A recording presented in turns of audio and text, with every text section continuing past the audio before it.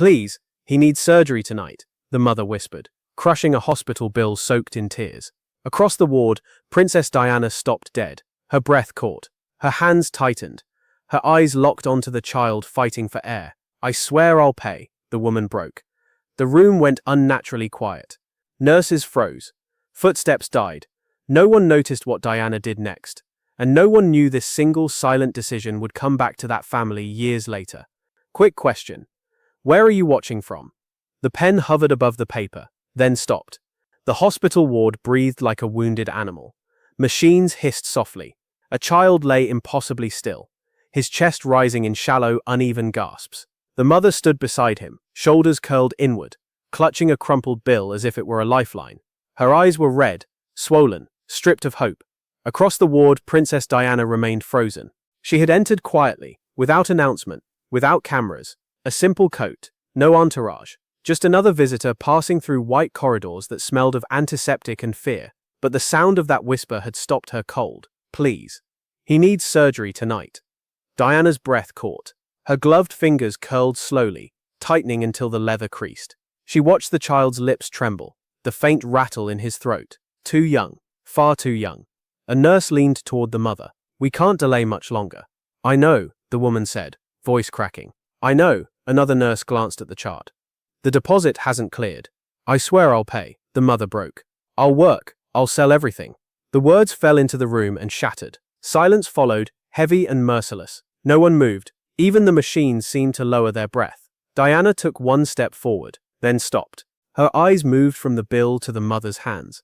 Hands that shook despite her effort to stay still. Hands that had probably held that child through every fever, every nightmare, every prayer whispered into the dark. The doctor cleared his throat. We need authorization, he said quietly. For money, the mother whispered.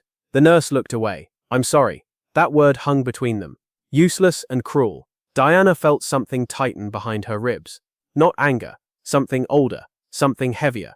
She had seen this before, in different cities, different hospitals, different languages. The moment when hope was measured against a number on a page, the mother's knees buckled slightly. She caught herself on the bed. Please, she said again. Smaller now. Diana's gaze dropped to the clipboard resting on the counter nearby. A pen lay clipped to the top. So ordinary, so final. A volunteer shifted nervously. Should we? No, the doctor murmured. We can't. Diana stepped closer. The soft click of her shoes impossibly loud. The nurse glanced up, startled, then stiffened as recognition dawned. Ma'am, Diana lifted a finger gently. Please, she said, barely above a breath. The nurse swallowed and fell silent. Diana picked up the pen. For a brief second, the entire ward seemed to lean toward her. The mother, the staff, the child fighting for each breath. Ink hovered over paper. One signature, one choice. Sometimes mercy arrives without permission. The pen touched down. No one spoke, no one moved, and no one understood what this quiet moment had just set in motion. Because the signature didn't end the story. It began something that would resurface years later, when the truth finally refused to stay buried. The doctor didn't smile. He only nodded once. The operating doors swung open, swallowing the child and the nurses in a rush of motion. The mother stood frozen where she was, as if moving might undo the miracle unfolding in front of her. Her fingers were still curled around the useless hospital bill, now damp and torn at the edges. No one explained anything to her. She turned, confused, eyes darting from face to face. Why are they taking him? She asked. The nurse avoided her gaze. Please wait here. But the money, it's handled, the nurse said quietly. Handled. The word felt unreal. The mother's legs trembled as she lowered herself onto a plastic chair. Her hands pressed against her mouth, trying to hold in a sound that threatened to tear out of her chest. Across the corridor, Princess Diana watched without stepping closer. She had already turned away, retreating into the background where she was safest, where kindness stayed invisible. A volunteer whispered urgently, "Should we thank her?" "No," another murmured. "She doesn't want that." Diana's head remained bowed as she walked, the echo of her footsteps soft but deliberate. No cameras, no statements, just distance. Inside the waiting area, the mother waited. Minutes stretched into something unbearable. The clock on the wall ticked too loudly. Every time the doors moved, her heart leapt and crashed again. She whispered prayers she barely remembered learning. A doctor finally emerged, mask hanging loose around his neck. "He's stable," he said. The mother gasped, a broken sound halfway between a sob and a laugh. "He's alive. For now, the doctor replied gently. She collapsed forward, pressing her forehead to her knees. Relief flooded her so fast it hurt. She never noticed the administrator approaching until papers were placed in front of her. "There's something you need to sign," the man said. Her hands shook as she scanned the page. "I don't understand," she whispered. "This says, paid." The administrator cleared his throat. "A donor covered the full cost." Her head snapped up. "Who?" He hesitated. "That information isn't available. But I need to thank them." "I'm sorry," he said again. "You can't." The apology felt different this time. Gentler, but no less final. The mother stared at the paper, the neat signature at the bottom that wasn't hers. A name she didn't recognize. Elegant, controlled. She pressed her thumb to the ink, as if it might reveal the truth. Outside, Diana stepped into the cold air and exhaled slowly. The hospital doors closed behind her, sealing the moment away. She never looked back. She believed that was the end. She believed mercy, once given, disappeared into the world without consequence. Some gifts don't ask for gratitude, only silence. But silence has a way of remembering. Because long after the scars healed and the bills were forgotten, a single signature would resurface, dragging the past into a future no one was prepared to face. The boy opened his eyes and asked a question no one expected. Weeks passed, winter softened into early spring.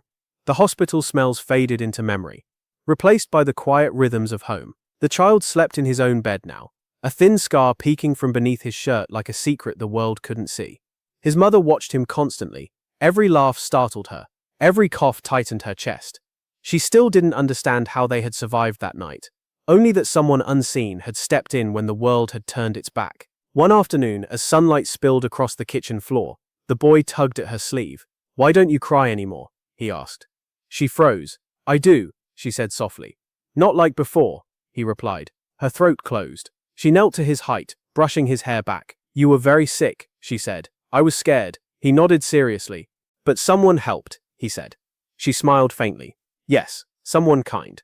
The boy's brow furrowed.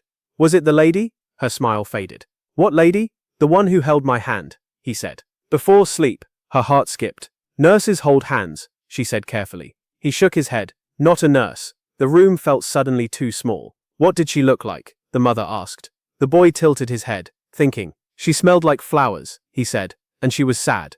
A chill crept up her spine. "Sad?" He nodded. She said, "Be brave for me." The mother's breath caught. No one had told her that. No one had mentioned a woman by the bed, whispering courage into the dark. That night, after the boy slept, she sat alone at the kitchen table. The paid bill lay folded beside her, edges worn from being opened too many times. Her fingers traced the unfamiliar signature again. She whispered into the silence. "Who are you?"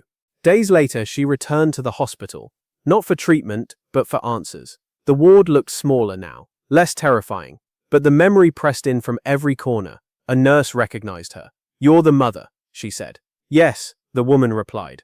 "I need to ask something." The nurse hesitated. "We aren't supposed to." "My son remembers her," the mother said quickly. "Please." The nurse's eyes flickered toward the corridor. "He was very sick," she said. "He remembers holding her hand." Silence stretched between them. Finally, the nurse exhaled. "She asked us not to speak," she murmured. "Who?"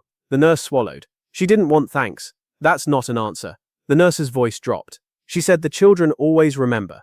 The words landed heavily. Outside, across the street, a newspaper headline caught the mother's eye. A familiar face stared back at her from the page. Gentle eyes, unmistakable. Princess Diana, her knees weakened. Children remember the truth. Adults try to bury. The mother folded the paper with shaking hands, realization blooming into something dangerous. Because knowing who saved her son meant confronting why, and the answer would pull her into a world she never meant to enter. The photograph slipped from her hands and hit the floor. The mother stared at the newspaper, then down at the image now face up near her feet. The smile in the photo was gentle, familiar, too familiar. The same eyes her son had tried to describe with a child's clumsy honesty. "She smelled like flowers," he had said, and she was sad. Her chest tightened. Inside the hospital lobby, people moved around her, unaware that her world had just shifted. She bent slowly and picked up the paper, smoothing the crease with trembling fingers. Princess Diana. The name pulsed in her mind like a warning. That evening, the boy sat on the living room floor, lining up toy cars with careful precision. "Do you remember the lady?" his mother asked, trying to sound casual. He nodded immediately. "She held my hand. What else? She told me not to be scared." The mother swallowed. "Did she say her name?" He shook his head. No, but she cried. That was it. That was the crack that split everything open. Why would a stranger cry for her child? The next days passed in a haze. The mother searched newspapers, watched interviews late into the night, listened to stories of hospitals visited, hands held, tears shed quietly behind closed doors. The pattern was undeniable.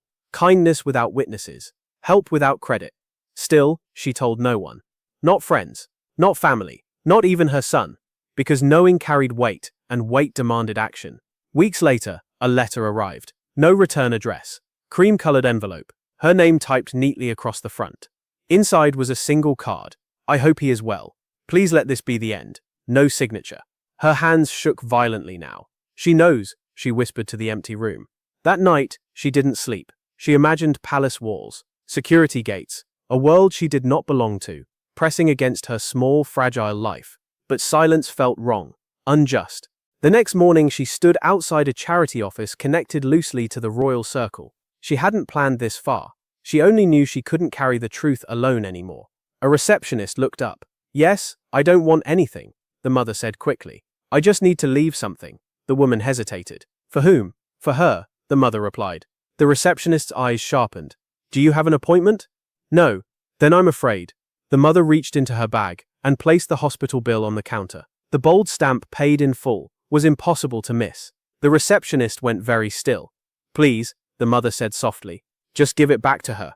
Security shifted nearby. Phones were lifted. Eyes watched her too closely now. She had crossed a line she hadn't known existed. Gratitude becomes dangerous when it threatens powerful silence. The receptionist disappeared into the back office, leaving the mother alone with her pounding heart. Because the paper she handed over would not be quietly returned. It would start questions no one was prepared to answer. What would you do in this moment? The phone rang, and someone important was suddenly listening. The mother hadn't made it home when the unease began to crawl under her skin. 2 streets from her apartment, a black car idled too long at the curb. Its windows were tinted. The engine purred patiently, like it knew she would look. She didn't. Inside her apartment, the boy sat at the table, coloring quietly. You're late, he said, without looking up. I had something to do, she replied, forcing a smile. With the sad lady? He asked. Her hand froze on the doorframe. What? She said goodbye, he continued, coloring carefully. You looked scared. The mother felt the room tilt. You remember that? He nodded. I remember everything, he said simply. That night, the phone rang just after midnight. She stared at it, heart pounding, before answering. Hello? A man's voice responded. Calm, precise. Please don't be alarmed. She was already alarmed. This call is informal, he continued, but necessary. Who is this? I represent people who value privacy. Her fingers tightened around the receiver. I didn't ask for anything, she said quickly. I only wanted to return. We know, he interrupted gently. The words sent a chill through her. Know what? That you meant well. Silence followed, heavy and deliberate. You must understand, the voice resumed. Some kindnesses are meant to remain unseen. She helped my child, the mother said. I wanted to say thank you. That is exactly the problem, he replied. Her breath shortened. You're telling me gratitude is wrong. I'm telling you attention has consequences. Outside, the black car rolled forward, headlights briefly washing across her window. The boy appeared in the hallway, rubbing his eyes. Who are you talking to? He asked. The man on the phone paused. You weren't supposed to involve anyone else. He said quietly. I didn't, she snapped. My son remembered. Another pause, longer this time. Children complicate things, the man said. The line went dead. The next morning, the charity office returned her call. There's been a misunderstanding, the receptionist said, voice tight. I didn't misunderstand anything, the mother replied. You left a document, the woman continued. It shouldn't have been brought here. It already was, the mother said. Yes, the receptionist agreed. And now it's caused concern. That word again, concern. By afternoon, neighbors whispered. By evening, a reporter lingered too close to the building entrance. Someone had leaked something, just enough to be dangerous. Across the city, behind guarded gates and closed curtains, Princess Diana read a short briefing. No photos, no accusations, just a name, a child, a hospital bill. Her jaw tightened. Make it stop, she said quietly. But the machinery she had avoided her whole life was already moving. Some truths don't explode, they suffocate. The mother packed a bag that night, hands shaking. She didn't know where to go, only that staying felt unsafe now. Because what began as gratitude was turning into pressure, And someone was about to make it very clear who held the power. The letter arrived without warning, and without mercy. It waited on the doormat like an accusation. Thick paper. No stamp, no return address. The mother stood over it for a long time before picking it up, as if touching it would confirm what she already felt in her bones. Inside, the message was brief. For your son's sake, let this end. No signature. No explanation. Her hands trembled. They're threatening us, she whispered. The boy sat cross-legged nearby, tying and untying his shoelaces. Who? He asked. No one, she said too quickly. Go play. He didn't move. They're scared, he said instead. Her breath caught. Who is? The people who don't like the sad lady, he replied. The room went cold. By afternoon, the pressure tightened. Her employer called her into the office. There's been talk, the manager said carefully. About what? About you seeking attention. Her mouth fell open. I did nothing. Perception matters, he replied. We're letting you go. Just like that. No severance. No apology. That evening, her sister arrived unannounced. You should have stayed quiet, she said harshly. I only wanted to say thank you. To her, the sister snapped. Do you know what people are saying? The mother's voice shook. She saved my son. And now you're risking him, her sister shot back. The words landed like a slap. Late that night, a final call came. This time, the voice was colder. You were asked to stop, the man said. You fired me, she replied. That wasn't personal. What is this then? A pause. A correction. She felt tears burn her eyes. My son almost died. And he lived, the voice said. That should be enough. Across the city, Princess Diana stood alone in a dim room, reading updates she never wanted. Job loss, family pressure, anonymous warnings. This wasn't the intention, she murmured. A trusted aide spoke softly. Your kindness created exposure. I never asked for silence like this, Diana replied. But the system did, the aide said. Back in the apartment, the mother packed again, this time with purpose. Clothes, documents, the hospital bill, proof of everything. The boy watched quietly. Are we leaving because of me? He asked. She knelt in front of him, gripping his shoulders. No, she said fiercely. Never because of you. Because of her, he asked. She didn't answer. As they stepped into the night, a camera flashed from across the street. Just one. Just enough. The next morning, headlines whispered. Not names, but hints. Royal generosity questioned. Secret donation surfaces. The machine had turned. Kindness doesn't fail, but it can be punished. The mother stared at the paper, realizing the truth too late. Because the pressure wasn't meant to scare her into silence. It was meant to force a choice she never should have had to make. The mother stopped running. Morning light crept through the cheap curtains of the small room they had borrowed for the night. The boy slept curled beside her, breathing evenly, unaware that their lives had quietly cracked open. The mother sat upright, eyes burning, replaying every warning, every threat, every whispered concern. Enough. She stood, dressed slowly, deliberately. Fear was still there, but something else had taken root beneath it. Resolve. When the boy woke, she knelt beside him. We're not hiding anymore, she said. He rubbed his eyes. Are they still scared? Yes, she replied. Good, he said simply. By noon she was back at the hospital, not the ward administration. She requested records, copies, names. The clerk hesitated. You don't want to do this, he warned. I already am, she replied. Paper after paper slid across the counter. Dates, amounts, one signature that appeared again and again, controlled, unmistakable. She didn't call reporters. She didn't sell a story. She wrote a letter. Not to the palace. Not to the press. To Princess Diana herself. You saved my son, she wrote. I never wanted attention. I wanted you to know he lived. They are hurting us to protect silence. I will not speak unless forced. But I won't lie. She mailed it without a return address. Across the city, Diana read the letter alone. No aides, no filters, just the truth, written with shaking honesty. Her eyes closed slowly. They're punishing her, she said. An advisor shifted uneasily. This is exactly what we feared. No, Diana replied. This is what they fear. That evening, Diana made a decision she had avoided for years. She picked up the phone. The next morning, the mother received a call. Not cold, not threatening. Human. You're safe, a woman's voice said gently. Who is this? Someone who understands what you did, the voice replied. The mother's knees weakened. She knows? Yes, the woman said. And she's angry. By afternoon, the pressure reversed. The reporter vanished. The black car never returned. Her employer called again, voice tight. There's been a mistake, the manager said. I don't want the job back, the mother replied. At the charity office, staff were instructed quietly to stand down. Documents were returned. Calls stopped. But something deeper had shifted. Because the mother no longer felt small. That night, she told her son the truth. Not the name, not the crown. Just this. Someone kind helped you. The boy nodded. She was brave, he said. Yes, the mother replied.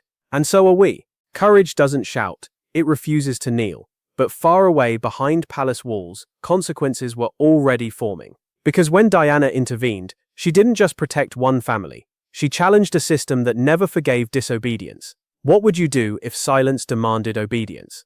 The meeting was called behind closed doors, and her name was on the table. Inside a paneled room far from public eyes, men and women spoke in measured tones. No one raised their voice. They didn't need to. Power didn't shout. It decided. This has gone too far. One voice said. It never should have started. Another replied. And yet, a third added quietly, she intervened. The name wasn't spoken at first. It didn't have to be. Across the city, Princess Diana sat alone, hands folded, listening to consequences she already understood were coming. Her face was calm. Her eyes were not. You were warned, an official said. I was compassionate, Diana replied. There's a difference. No, she said softly. There's an inconvenience. Silence followed, tight, offended silence. Meanwhile, the mother sensed the shift before she understood it. The calls had stopped. Yes, but something heavier replaced them. Friends grew distant. Neighbors watched too closely. A sense of waiting hung in the air, like the pause before a storm. Her son felt it too. They're mad again, he said at breakfast. She forced a smile. They'll get over it. He shook his head. No, this time it's bigger.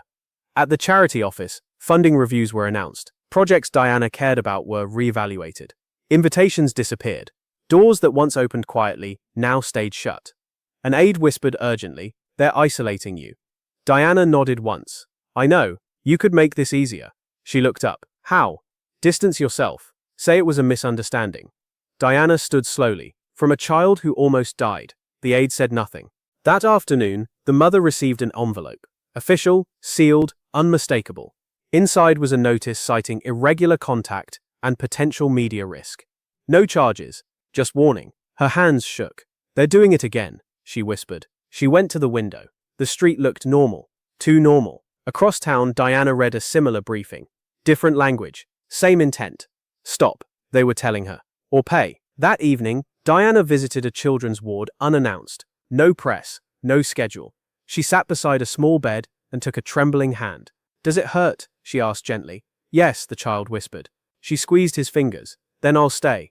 News of the visit leaked within hours. The system stiffened. Because compassion had crossed into defiance. The moment kindness refuses to retreat, it becomes a threat. Back in her apartment, the mother held her son close as sirens echoed faintly in the distance. She didn't know what would come next, but she knew they were no longer invisible. Because the next move wouldn't be quiet pressure or private warnings, it would be a public reckoning no one could undo. The headline appeared before sunrise. The mother saw it on a flickering television in a cafe window as she walked past. Coffee untouched in her hand. She stopped mid-step. The words were careful, no names, no accusations, but the meaning was sharp enough to cut. Undeclared royal donation sparks questions. Her stomach dropped. Inside the cafe, murmurs rippled from table to table. Phones glowed. People leaned closer to their screens, hungry and uncertain. The mother backed away slowly, pulse roaring in her ears. They found it, she whispered. At home, the boy sat cross-legged on the floor, building a tower from mismatched blocks. Why are you shaking? He asked, not looking up. Because people are talking, she replied. About the sad lady? He asked. She hesitated. Yes. He placed the final block carefully. She didn't do anything bad, he said. Across the city, Princess Diana read the same headline in silence. Advisors crowded the room now, voices overlapping. This can still be contained, one insisted. We issue a clarification, another said. Deny knowledge, a third suggested. Diana lifted her hand. The room fell quiet. A child needed help, she said calmly. I helped. That's not the issue, an official replied. It's the only issue, Diana answered. By noon, speculation spread. Commentators debated motives. Was it protocol? Was it favoritism? Was it defiance? The story mutated with every retelling, drifting further from the truth. The mother's phone rang endlessly. Unknown numbers. Messages without words. She turned it off. A knock came instead. She opened the door to find a reporter. Notebook already open. Can you confirm? No, she said firmly, closing the door. Her hands trembled as she locked it. Inside the palace, pressure peaked. "You must think of the institution," a senior voice urged. "I am," Diana replied. "I always have." "Then step back." Diana looked out the window at a city waking into noise. "If I do," she said softly, "who steps forward next time?" Silence answered her. That afternoon, the mother received one final call. Not threatening, not kind, final. "This will escalate," the voice warned. "It already has," she replied. She hung up and sank to the floor beside her son. "Are we in trouble?" he asked. She pulled him close. "No," she said, voice breaking. "But we're in the open now. Outside, cameras gathered. Not at her door yet, but nearby, waiting." Inside Diana's residence, a statement draft lay unread, unapproved, dangerous. Two lives bound by one quiet act stood on opposite sides of a line neither had chosen. When truth surfaces, it doesn't ask who's ready. The sun dipped lower and the city buzzed louder, because the next step wouldn't be taken by journalists or officials. It would come from Diana herself, and it would change everything. Diana crossed out the final line and told them to leave it blank. The room was too quiet for what was about to happen. Advisors stood frozen, folders open, prepared for compromise. The draft statement lay on the table, dense with careful language meant to smooth sharp edges and calm nervous institutions. Diana read none of it. She pushed the papers aside. "This doesn't say what matters," she said. One aide leaned forward. "It says enough." "It says nothing," Diana replied. She stood and walked to the window. Below, the city pulsed with rumor and speculation. She could feel it, millions of voices trying to decide who she was allowed to be. Behind her, a senior advisor spoke carefully. "You must consider precedent." "I am," Diana said. "And consequence." She turned slowly. "I know." Across town, the mother sat at the kitchen table, radio murmuring low. Every station carried the same restrained debate. She didn't hear words, only danger. The boy looked up from his drawing. "Is she okay?" he asked. "I don't know," the mother answered honestly. Back in the room, Diana picked up a pen.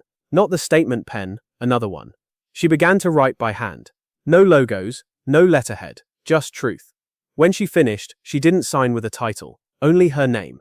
An aide read it and went pale. "This will anger them," he said. "They're already angry," Diana replied.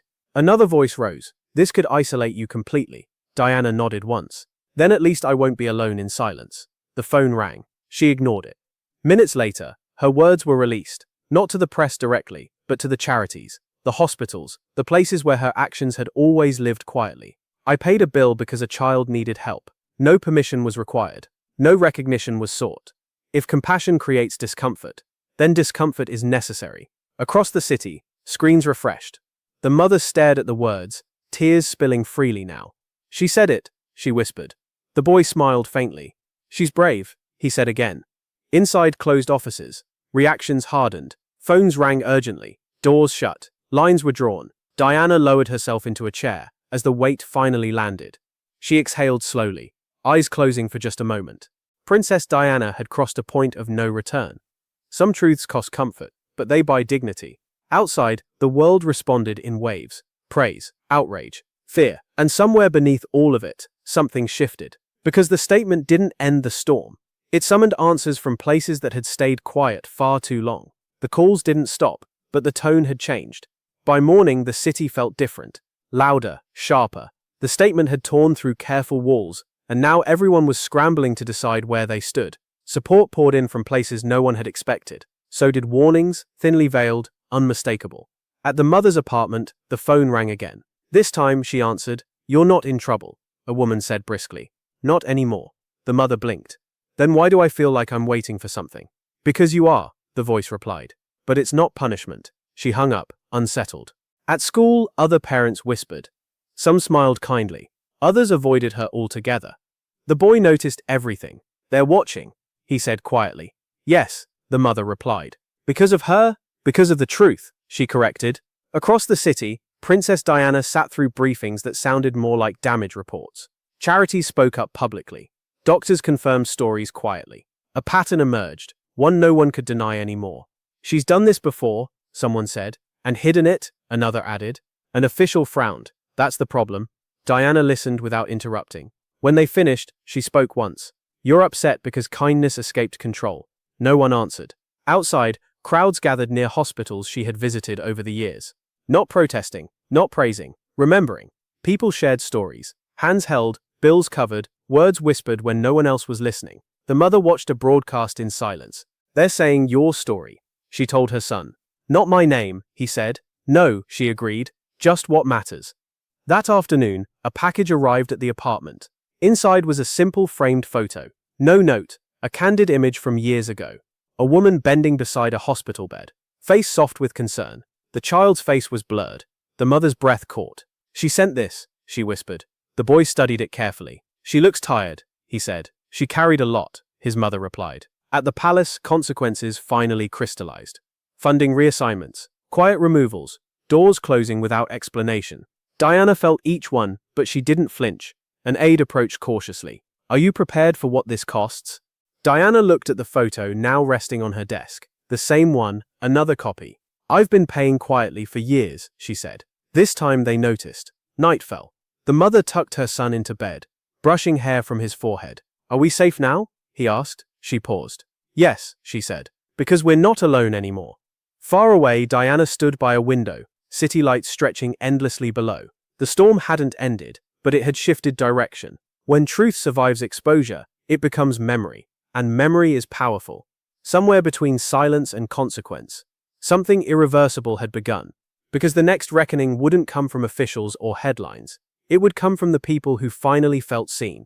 It started with one letter, then thousands followed. They arrived quietly at first, handwritten envelopes, emails sent late at night, messages left with receptionists who didn't know what to do with them. Stories surfaced from places long forgotten, hospital wards, shelters, cramped waiting rooms, where hope once ran out. "She paid my father's bill. She stayed when everyone left. She said my name." The mother read them with trembling hands as they appeared in newspapers and on evening broadcasts. She wasn't mentioned. Her son wasn't mentioned. But she recognized the pattern immediately. It was the sound of being seen. At school, another parent approached her hesitantly. "My daughter was in that ward once," the woman said. The mother looked up. "She held her hand," the woman continued. "I never knew who it was. Now they did." Across the city, Princess Diana watched the tide rise with a mixture of relief and sorrow. She never wanted this. Not applause, not vindication, only honesty. An aide entered quietly. "They can't stop it now," he said. Diana nodded. "I wasn't trying to start something." "But you did," he replied. Hospitals released carefully worded statements. Charities confirmed anonymous donations. Doctors spoke not loudly, but clearly. The narrative shifted from scandal to pattern, from risk to meaning. At home, the mother's sister called again. Her voice was softer this time. "I didn't understand," she admitted. "I know," the mother said. "You were right," the sister whispered. That night, the boy watched a televised interview. Not with Diana, but with a nurse. "She never asked for credit," the nurse said. "Only privacy." The boy smiled faintly. "She sounds nice," he said. "Yes," his mother replied. "She is." Inside palace walls, resistance weakened. Officials spoke of public sentiment and unintended consequences. The language changed because it had to. Diana read another letter, this one from a mother in another city. She closed her eyes briefly, absorbing the weight of it all. "She gave us permission," the mother whispered to herself. "Permission to speak, permission to remember." Outside, candlelight vigils appeared. Not organized, not announced. People stood quietly near hospitals and shelters, holding photos of loved ones who had once been helped by unseen hands. The mother and her son watched from a distance. "Are they doing this because of us?" the boy asked. She shook her head.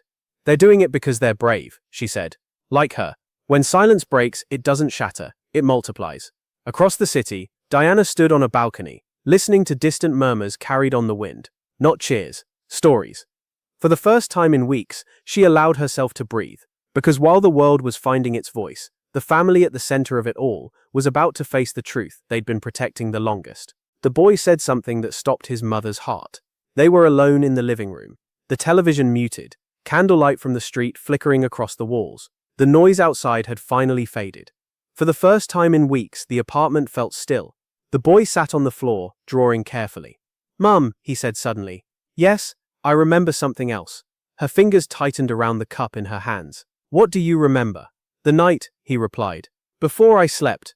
She lowered herself slowly onto the couch. "Tell me." He didn't look up. She leaned close. He said, "She thought I was asleep." The room seemed to tilt. She said, "I can't save everyone," he continued. The mother's breath caught. "And then," she whispered, she said, "but tonight I can save you." Tears spilled freely now. The mother covered her mouth, overwhelmed by the weight her child had carried silently for years. "You never told me," she said softly. "You were crying," he replied. "I didn't want to add more." Across the city, Princess Diana stood in a quiet chapel, head bowed. No press, no aides, just a small space filled with candles and memory. She whispered a name only she knew. Back in the apartment, the mother knelt and pulled her son into her arms. "You were very brave," she said. "So was she," he replied. "Yes," the mother agreed. "She was." That night the mother wrote again. Not to officials, not to institutions. To Diana. This time there was no fear in her words. "He remembers your voice. He remembers your kindness. Whatever this has become, thank you for that night." She didn't expect a response, but days later, one came. A small envelope, no return address. Inside, a single sentence written by hand. Then it was worth everything. The mother pressed the paper to her chest, tears falling freely now. Not from fear but release. Outside, the world continued to debate, to analyze, to argue. Inside the apartment, something finally settled. The boy taped his drawing to the wall. It showed a woman with soft eyes standing beside a small bed. No crown, no spotlight, just a hand reaching out. Some heroes live forever. Not in history, but in memory. Far away, Diana folded another letter and placed it with the others. The noise had grown loud, but the truth felt quiet again. Peaceful. Because the story wasn't finished with headlines or letters, it was moving toward a moment when gratitude would finally be spoken aloud.